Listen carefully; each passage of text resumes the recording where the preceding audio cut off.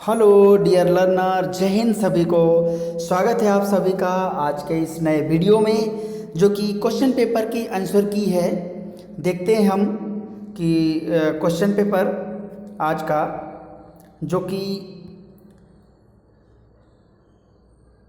Diploma in education special education intellectual disability का है, जो कि सेकेंड ईयर का एग्ज़ाम चल रहे हैं। और आज का जो पेपर है वो है करिकुलर स्ट्रेटजीज, यानी कि जो पाठ्यचर्या रणनीतियाँ होती हैं उससे संबंधित विषय पर पेपर है। देखते हैं इसके कौन कौन से आंसर सही हैं क्वेश्चंस के अकॉर्डिंग। यह जो 2019-21 बैच का एग्ज़ाम चल रहा है, तो चलिए देखते हैं।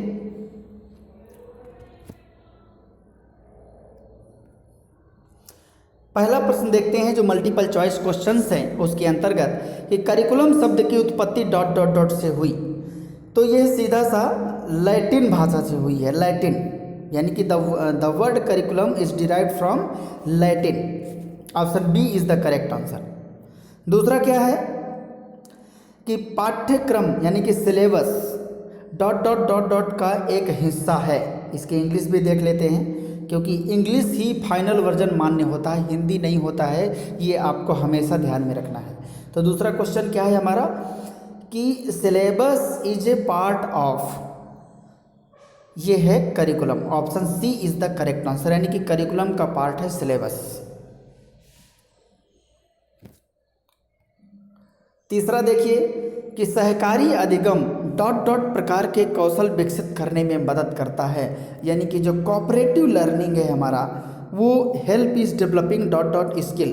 देखिए जब साथ में साझेदारी में कई लोग मिल करके पढ़ते हैं तो सोशल स्किल भी डेवलप होता है, कम्युनिकेशन स्किल भी डेवलप होता है, इंटरपर्सनल स्किल भी डेवलप होता है। तो ऑल ऑफ द एबव सही है। आप देखिए चौथा देखिए CCE का विस्तार कीजिए, यानी कि कंटिन्यूअस एंड कम्प्रिहेंसिव इवैल्यूएशन कहाँ पर है। Option C is the correct answer, यानी कि कंटिन्यूअस एंड कम्प्रिहेंसिव इवैल्यूएशन। अब देखते हैं नेक्स्ट क्वेश्चन।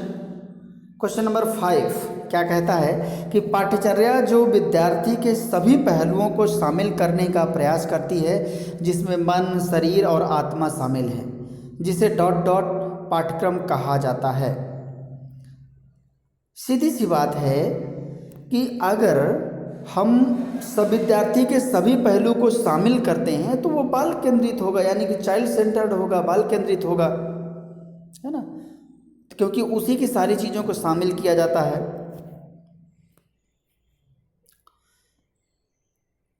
अब देखते हैं हम सही गलत। सही गलत में पहला क्या कहता है कि पाठ्यक्रम में केवल शैक्षणिक आशय ही सम्मिलित होता है।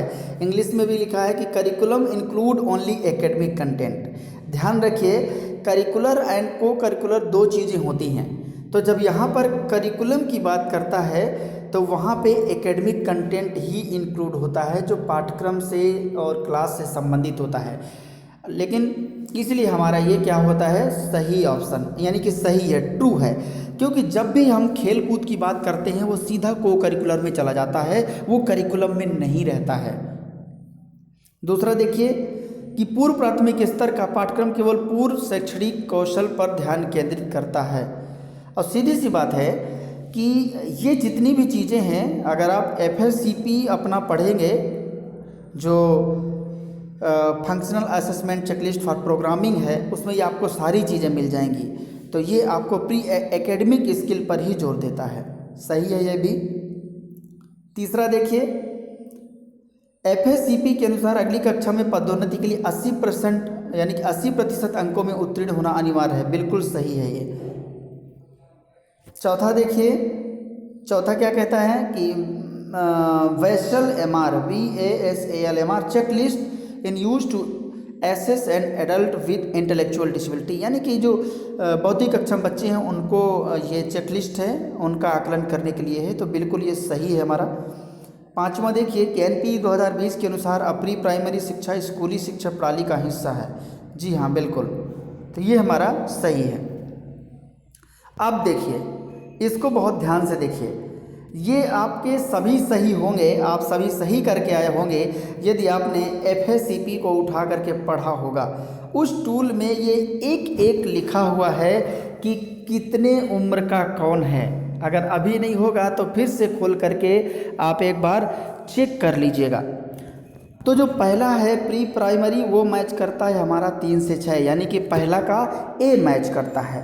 प्राइमरी का जो है दूसरे का हमारा ई सही है 7 से 10 ईयर।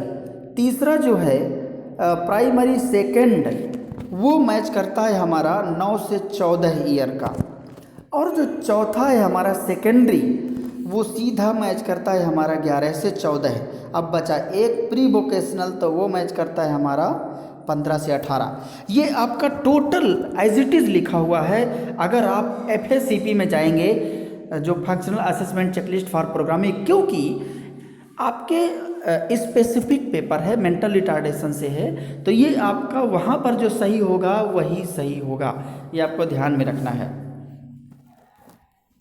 इसके अलावा तो बहुत ही बेहतरीन प्रश्न आए हैं कि मूल्यांकन को परिभाषित करना था। ध्यान रहे ये असेसमेंट को परिभाषित करके ना आ गए हों, क्योंकि इवैल्यूएशन मूल्यों को प्रदान करता है, असेसमेंट डेटा कलेक्ट करता है। इवैल्यूएशन का काम डेटा कलेक्ट करना नहीं है, इन्फॉर्मेशन को लेना नहीं है, सीधा इन्फॉर्मेशन के आधार पर सीधा मूल्य प्रदान करना है, उसे हम मूल्यांकन कहते हैं। आई होप आप करके आए होंगे।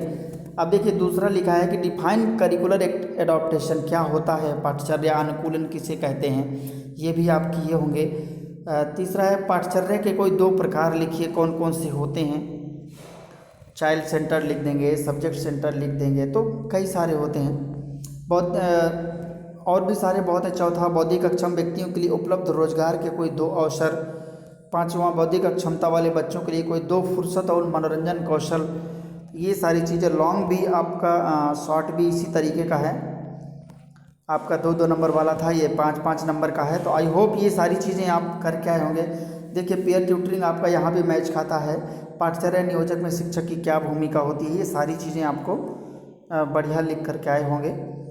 और पाठचर्या पूरी तरीके से सिद्धांत भी देखिए आया हुआ है लॉन्ग में, जो कि आपके लिए बहुत ही बेहतर था। और सामान्य प्री स्कूल का भी आया हुआ है। तो आई होप आप क्वेश्चन पेपर को बढ़िया करके आए होंगे। चलिए thank you so much, video देखने के लिए बहुत बहुत धन्यवाद। जय हिंद, मिलते हैं फिर नेक्स्ट में।